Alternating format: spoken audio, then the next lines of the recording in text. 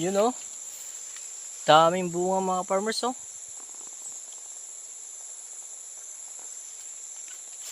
Kahit na bagyo, yan. Salamatan pa rin natin ang Panginoon kasi hindi lahat tinangay ng baha. Ayun oh, nagtaas yan mga farmers. Oh, di ba? Tapos tatagain lang nila. Grabe naman ano mga farmers. Pag humingi sila, bibigyan natin sila. Wag lang nilang sirain. Di ba mga farmers?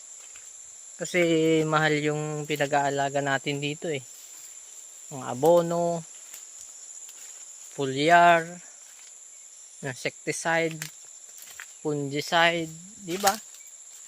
Napakaraming perang nauubos.